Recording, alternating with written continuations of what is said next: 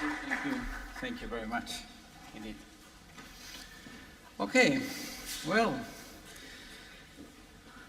the plenary session is not only a very good opportunity to learn about high-level strategic and technical aspects of our field, but it also gives us a chance of learning about professional experiences that are connected to our field and which can include some useful message.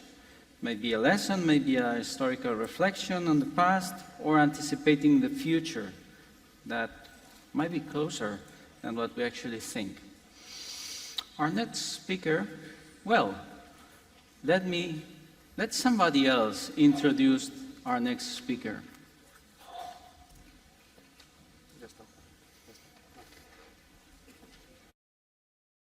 My name is Vince Cerf. I'm Google's chief internet evangelist, and I'm one of the co-inventors of the internet.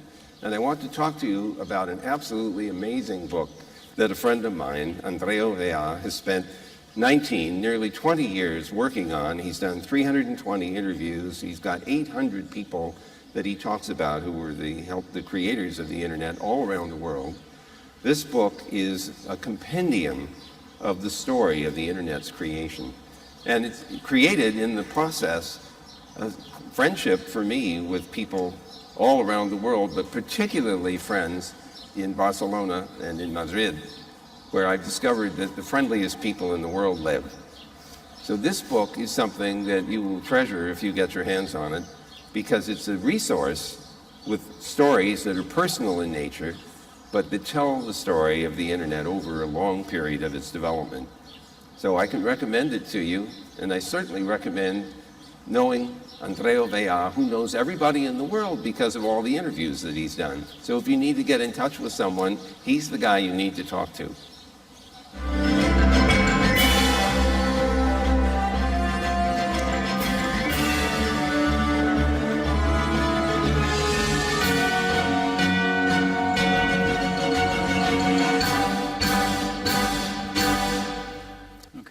Welcome. Good morning. Hey. Buen día, Valencia. Good morning, everybody. I am really honored to be here today and to try to start up my presentation. Here we are.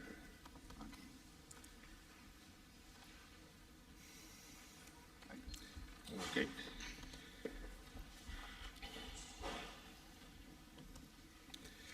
So I would like to start thinking that the history of the internet is full of myths.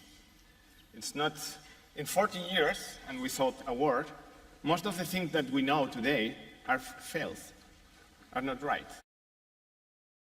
So normally my last speech was in a completely different environment. A lot of people, I was very nervous to speak in front of this audience, but today I feel like at home, right? Most of you are engineers, most of you are passionate for the fiber optics, as I am. So, as an average, humans, we have 700,000 hours of duration. Oh, there is a grandma, it lasts more sometimes. But as an average, you have 700,000. If you are counting the hours that you are sleeping, let's talk about almost 500,000 awake. So if we are 1,000 people here, I have to run to keep my half an hour time to be very pro and to be useful for your thinking. As you probably know, we are in a country that produces olive oil. While I was preparing this conference, this speech, I was thinking, what can I tell all these smart people that they don't know about lasers, about fiber optics? Let's find something interesting. Spain produces almost half of the production worldwide of olive oil. In some countries, this is very expensive to buy. Here, it's very cheap. But you know that there are so many kinds of olive oil. And the healthiest and the best, and probably the most expensive, is the extra virgin olive oil. If you go to the supermarket and you want to bring home some oil, what should you do? Well, you take your laser, green laser, And then you do this test. It's very easy. You have different kind of oils. In this case, we have canola oil in the left-hand side, water, and extra virgin. Your green laser pointer will go red. Can you see this? As better the oil is, redder will be this light. That's important. So, how do I structure my speech today? It's very innovative. I will talk about the past, then I will go to the present, and I will try to predict the future, which is more difficult than predicting the past. That's why I focus on history. I have used this, an acoustic modem of 300 bits per second. And actual backbones go to 300 gigabits or more. That's 1,000 million factor. 1,000 million factor in my old time. And I hope to last 40 years more. So let's see what happened. This was mine too. Remember? Super high-speed infrared connection between devices. I became the director of internet in a second telco carrier when Spain opened and I read in 2002 my doctoral thesis. I'm talking about this because this changed my life. Vint Cerf, the guy who spoke before, read and wrote the foreword to my thesis and invited me to Stanford to keep working over there. So I quit my job and I went there. Silicon Valley? No, this is San Francisco. This is not Silicon Valley. This is Silicon Valley, a place where there is a couple of internet companies and technology companies. And my office at Stanford, I was so happy, but I was so proud, but I was earning $0 per month. So as I'm used to speak and eat 3 times a day, I had to invent something, bringing companies from Spain to the Silicon Valley. So I brought 800 companies, from which 12 got implanted in the Silicon Valley. In 2000, this was my working environment at Cisco, localizing telephones and things like that, because otherwise, if you just translate and not localize, you don't get a word. It's like park call, llamada aparcada, in Spanish would be llamada retenida. Otherwise, it's not easy to translate these things. Meanwhile, I started up an organization that's called We Will, Who is Who in the Internet World, which is a research program. And what are we doing? So we're just collecting the stories of the internet pioneers all around the world in digital format to preserve for future generations. Imagine that you can listen right now to Thomas Alva Edison or to Graham Bell from their own voices telling you, well, I invented this incandescent light doing this and that. So this is very easy. You just record the people right now. In 50 years, you can listen to them why they invented the email, why they invented the FTP. So we are recollecting all these artifacts and we archive and store it. So all these interviews must be easy to understand from primary sources. This is important, and all digital. Well, I was known as the internet mythbuster because I was trying to break all these myths. As you know, the internet is a US invention, right? And it's the daughter of the ARPANET. And was born in 1969, almost like me. In fact, I was born one day before the first protocol. That means I am from the pre-internet era. It was built to withstand a nuclear attack from the Soviets. And it was created by a small group at a public agency, what's called ARPA. Right? Let's see. The first is, maybe this is the best image I found to represent the internet.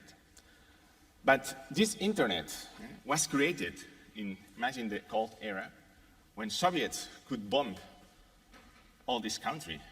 The crumbs, the unique things that rest after this bombing should keep working. That's why the internet was created. False.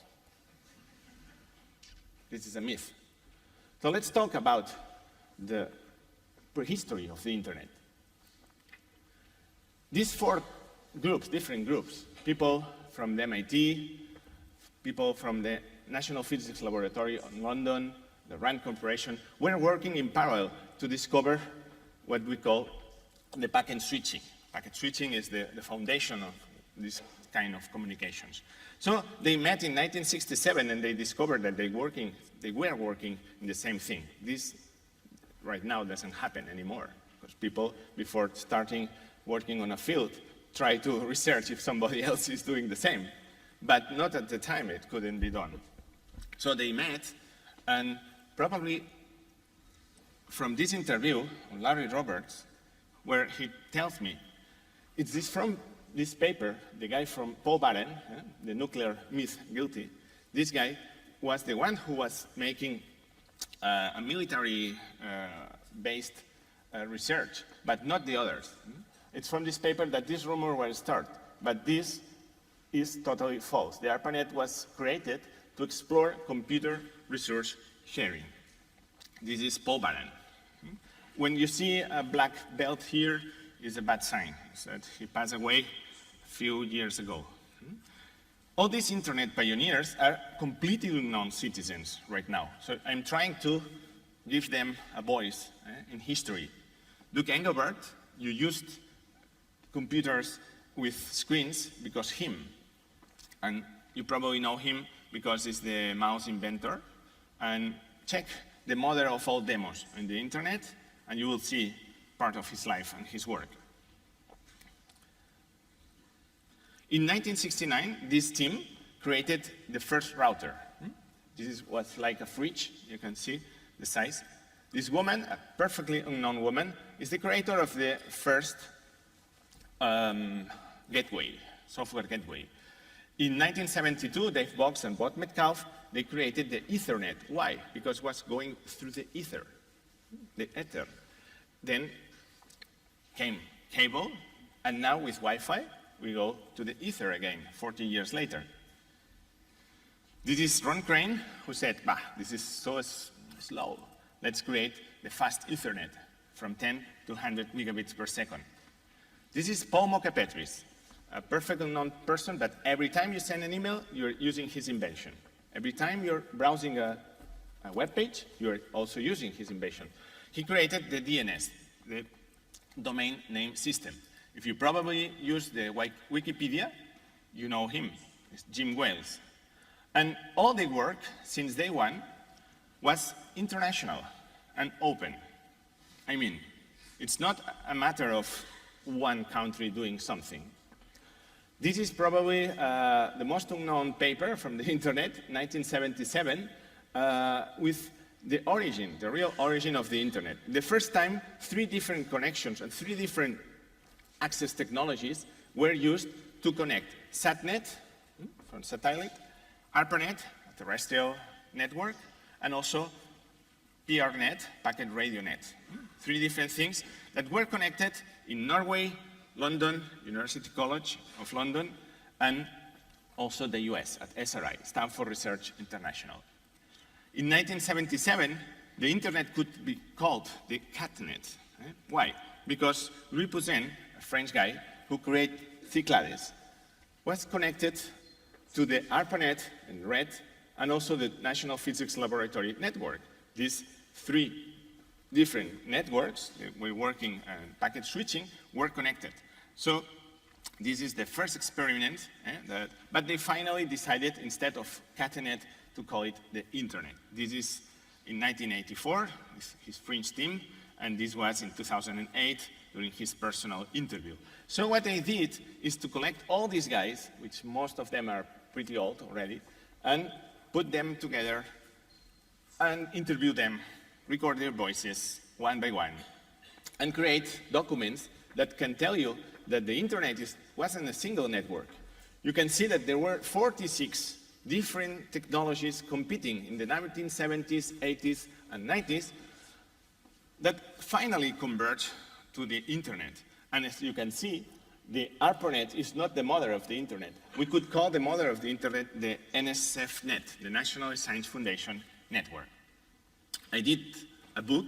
This is not It's not an advertising. It's just telling you that after 20 years of this research, I put this in almost 600 pages book, which is really successful, and I'm happy of it. Why? Because I did an innovation. You can listen their voices within the book. I put a QR code, and you can scan and send you an MP3, and you can listen directly. The pioneers talking to you, telling you what they did and why.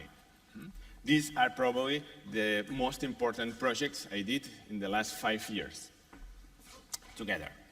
So these are the 320 people, which I call VIP, viejos y pobres, old and poor. Yeah, nobody knows them. Let's talk about the present. The present. These are the billionaires. Probably, if you see their faces in the Force homepage, you don't know who are they. But if I click, you could probably know now better what they did and how. They made millionaires themselves. Let's talk about technologies. Is this the future? What the long-term solution is? The DSL, I don't tell. Well, it's a miracle that you can go let's say 1 megabit per second in this copper cable. Check the red circles. Huh? It's a miracle that 1 megabit per second goes like this. How do we replace millions of analog and rusty copper pairs? This guy, probably you don't know him, but he's a professor in my department, John Chaffee. It's the DSL inventor. He gets $1, just $1, for each modem and router, DSL router that is sold in the world. But this is the bad guy. The good guys would be this, right? It's Charles Cow, which took 20 years from the invention of the fiber optics to go to the market. He got the Nobel Prize in 2009. And also Donald Keck, in the left-hand side, who achieved the less than 70 dBs per kilometer at Corning. We are talking about 1970. If you have to deploy this big network, the first you have to do is to research the country where you want to deploy it. And Spain, as you can see, as all the countries, is north and south. Richest part, poorest part. I don't know why, but this is like this. And the population is scattered in different ways.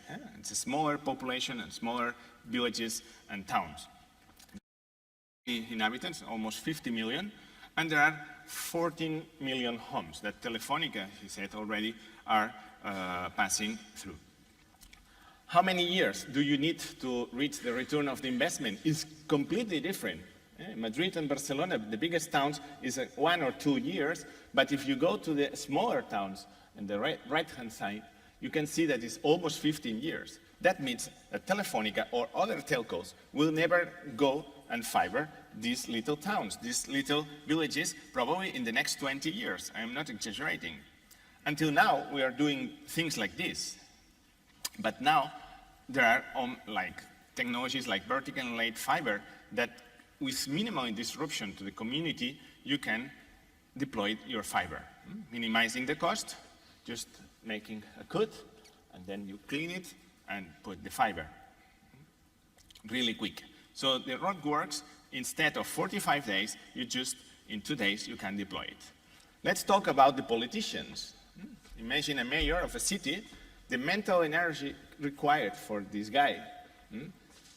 The first time, I'm very serious. Everybody can know that quick money on right of way.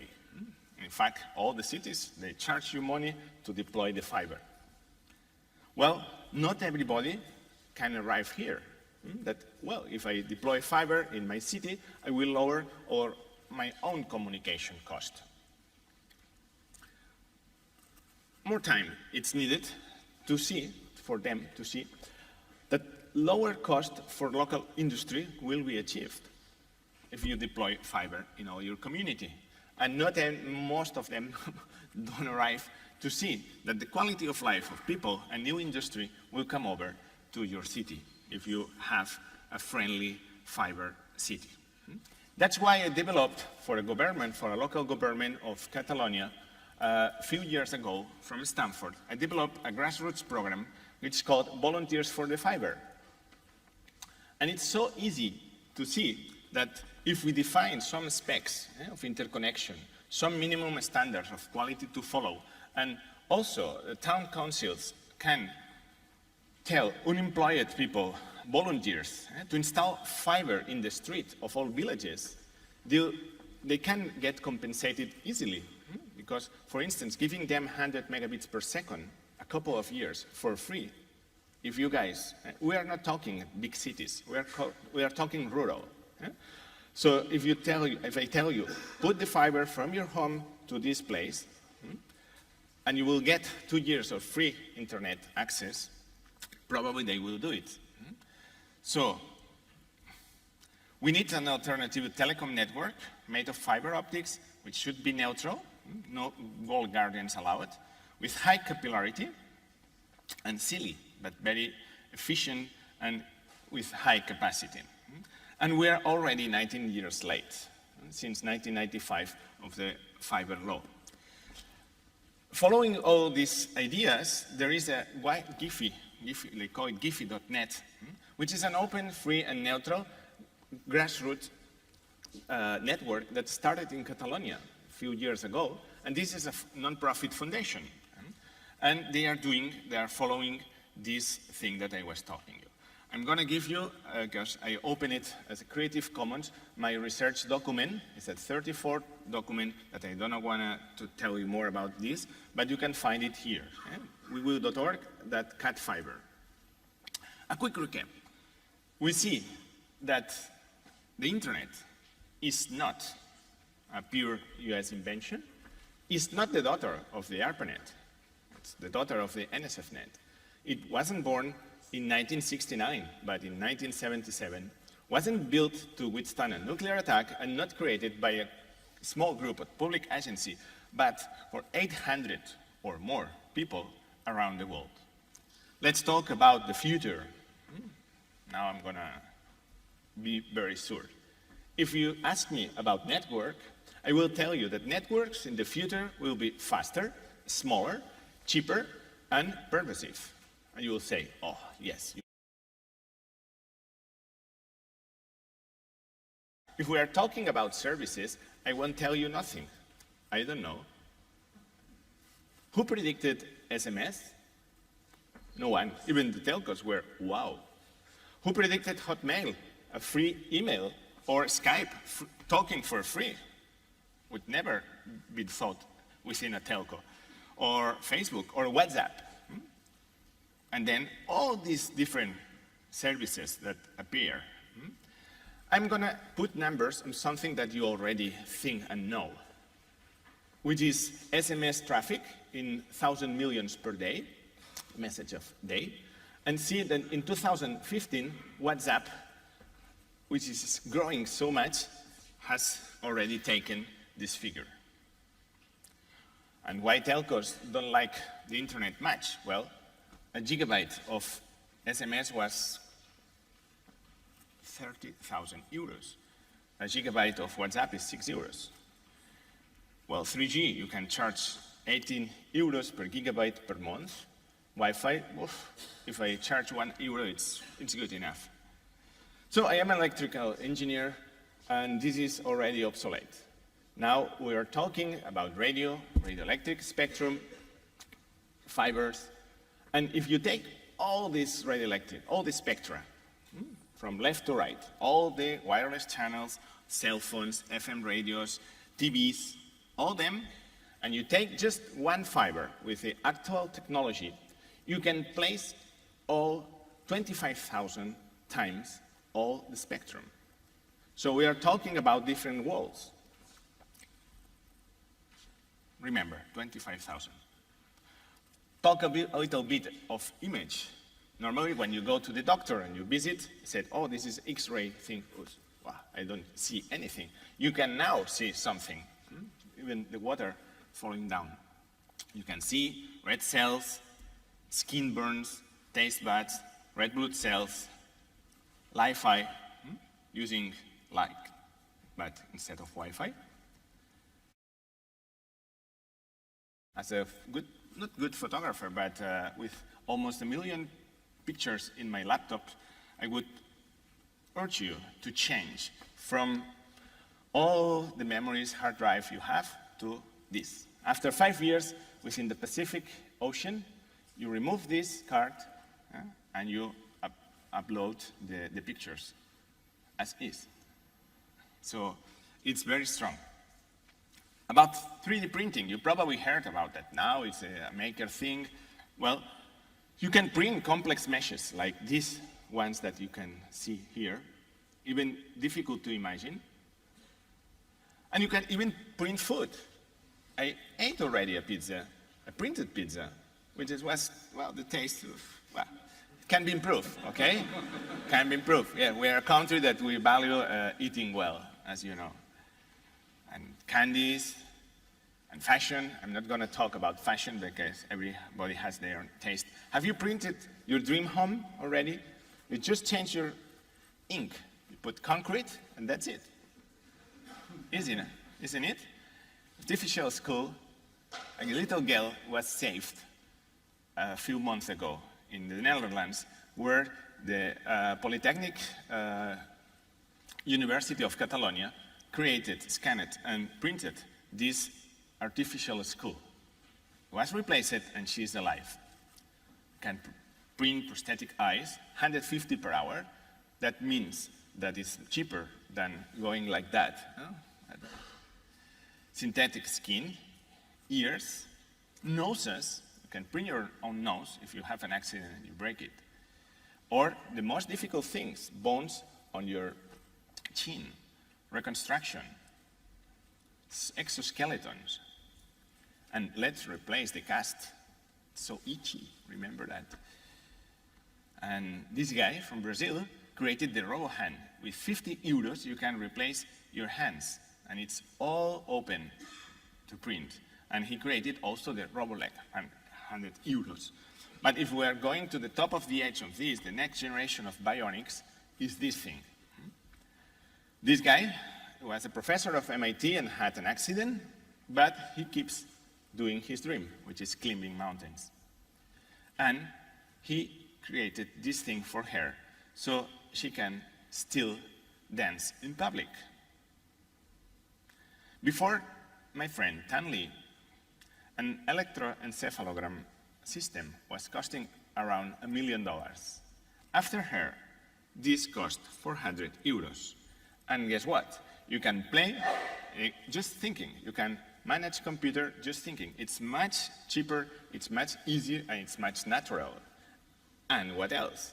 I have a friend who has a pet shop that you can install this to your dog and let him decide what his house should be.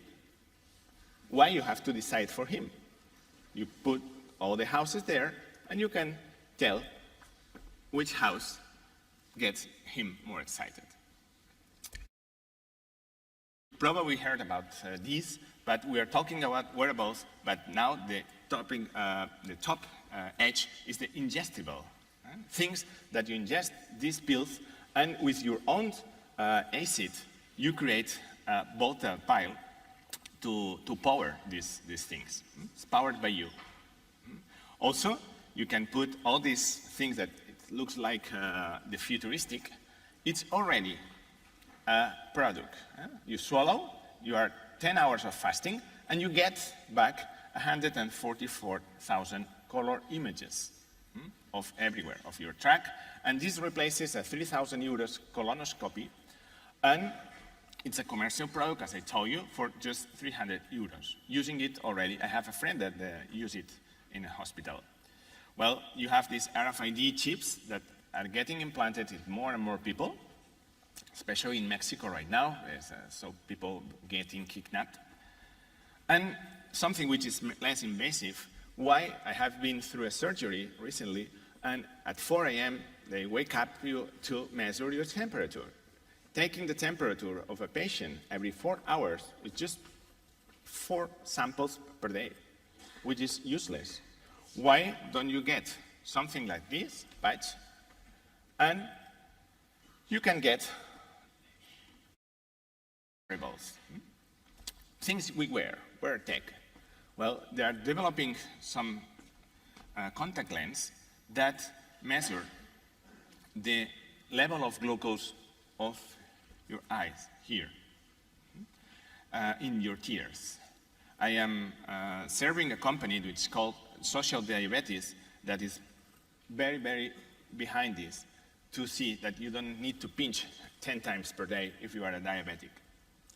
If we are talking about body replacements, could you tell me which is the one tool and the other is the prosthetic? If I help you a little this, now you know. Internet of Things. Everybody talks about the Internet of Things, but what is the Internet of Things for you? In my case, my house was like a plant cemetery, okay? I always forget to water my plants. Right now, the plant is telling me, oh, I am sunlight, the temperature is okay, but I don't have enough water. Every time I water my plants, you can say as how the humidity level is decreasing. And the plant tells me, hello, I need some water. I recently joined what they call quantified self movement. It's something that you probably know that are so many things to track. For instance, here, my weight is going down and down and down. You can see when I went to the surgery, in 1 week, I went 7 kilos less, 40 pounds. This, you are gonna ask me, what do you need this? I don't know. I'm just creating my big data, personal big data, and I'm measuring the CO2 level of my room. As you can see, at night, it's increasing, and when I do the procedure, which is open window, the temperature falls, and the air is, well, according to the agencies, 2,000 parts per million of CO2, it's already fine, but not more. We are almost like here at 4,000, so you need to open the window. Move, probably you use this software in your app, in your cell phone. I can tell all the places I've gone. I know that my carrier can tell that too, but why I cannot think? Huh? You can tell here where I am living, where I drop my kids at the school. In orange is my car, green is walking. So when I go to the World Mobile Congress in Barcelona, there were 2 venues, so you could tell in each one.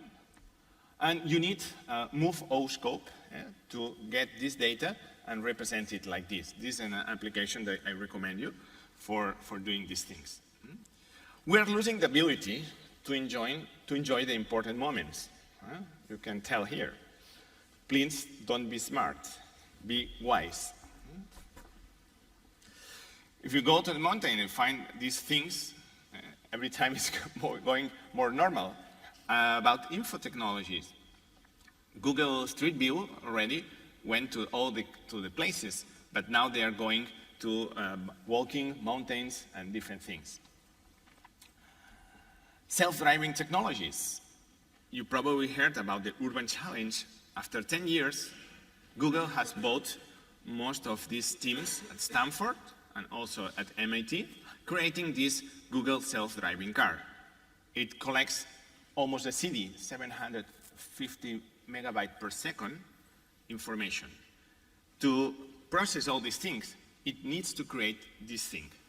This is the things that you don't see when they talk about Google self-driving car. This is what the car sees inside, and you create a world of obstacles which has to be processed in real time, of course. And one last thing. The intelligent man knows everything. The wise man knows everybody.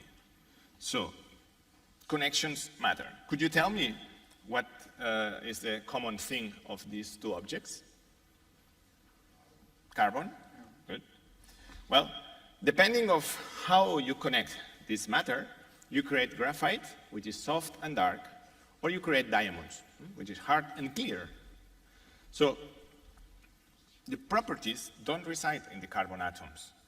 They arise because the interconnections between them. So similarly, the pattern of connection among us, among people, confers upon the groups of people different properties. Our experience of the world depends on the structure of these networks in which we are residing.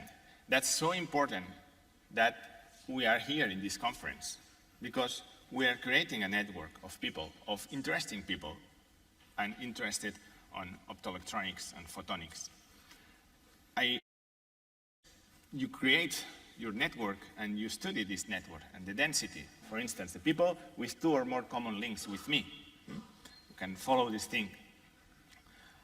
It's pretty easy with the tools that you have to do this, to see where are your circles, for instance, at Stanford, at MIT, at Barcelona, and Madrid, different people that you know all around the world, and you can create and study this. If you represent the world, you will find that many, many things that you don't know are happening.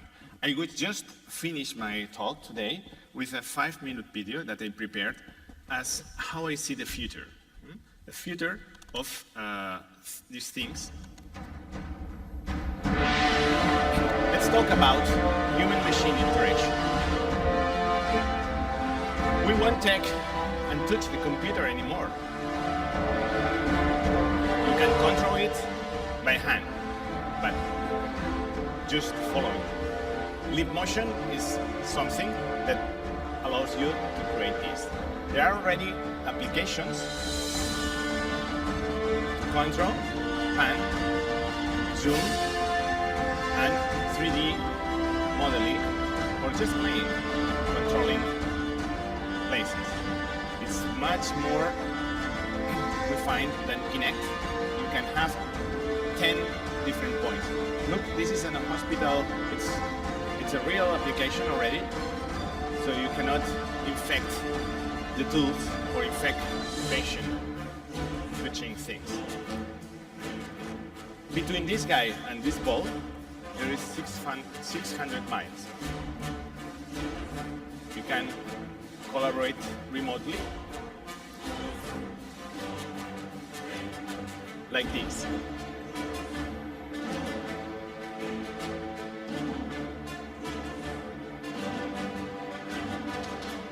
You can make object moving, controlling media.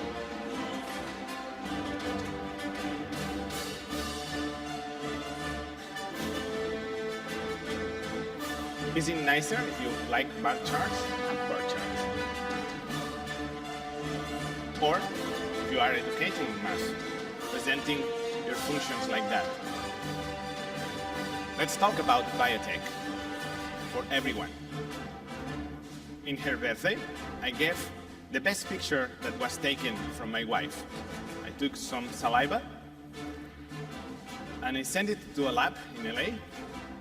And after 6 weeks, this sample was processed.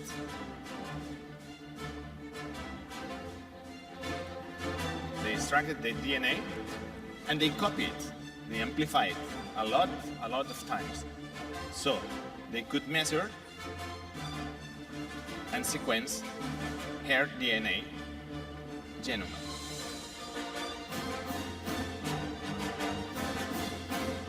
So then I have all, and she has all the things and information, genetic, or what can she has, expected illness.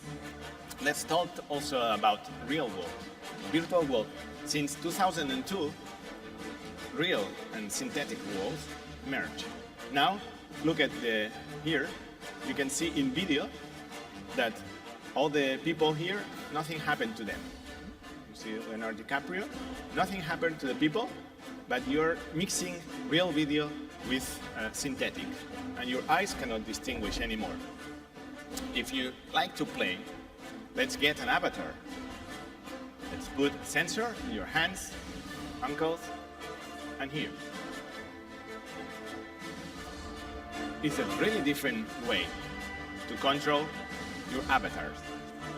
More precise, are exactly what you do. If you also like to play and kill whatever, why don't you put a laptop and these two things and this virtual world, you map it in a real world, in a real room, and then you create all these things. All the time we're talking about wearables. Now you can sense your action potentials and you can control things like presentations, like this, just measuring your acting potential from your brain. At home, you could chicken. No, wait. Now, let's cook chicken. On Sunday, the typical thing, you go Sunday afternoon, you go with your four-wheel thing and you control it. Or I like skiing. For instance, double, mortal, hop. 2 airtime seconds. Go to Facebook directly.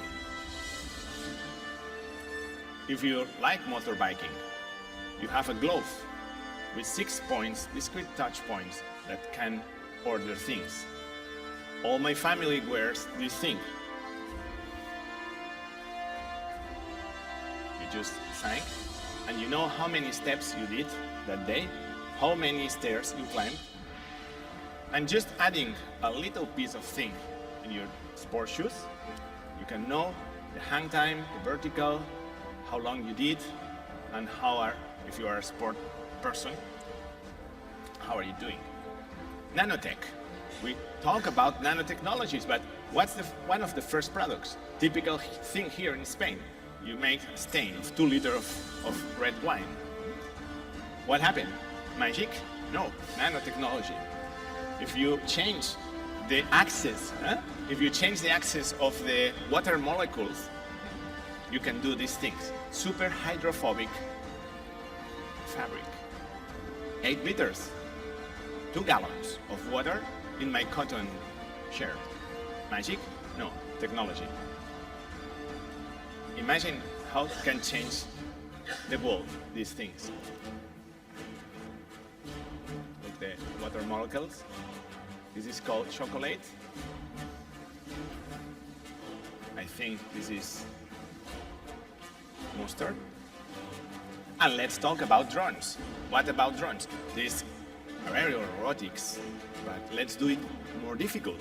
Let's do a mesh, a network of drones collaborating. Let's put here, and they go. And now let's make it more difficult. Left-hand side, an 8, playing an 8. They don't crash. They collaborate. They weight themselves.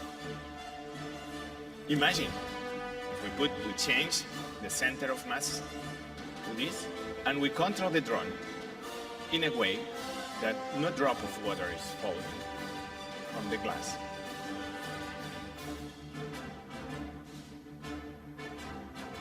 It's robotics, electronics, telecommunication, all in one place to do this marvelous thing. And let's finish. If you think a little bit with the creativity of my friends in Barcelona, going to the Sagrada Familia at 6 a.m.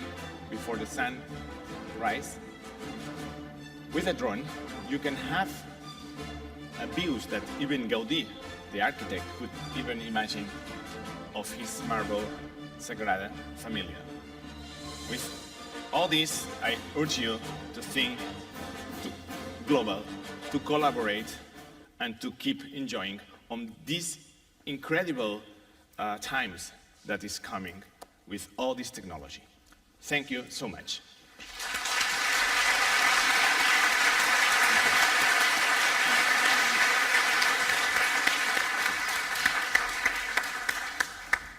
Thanks a lot, Andrew. You're welcome. Ladies and gentlemen, dear colleagues, we hope you have enjoyed this plenary session, and we hope a very big success from this Ecoc edition. And finally, we hope that your visit in the city of Valence with our cultural Mediterranean style of life. Thank you very much. Thank you a lot. Thank you. Thanks.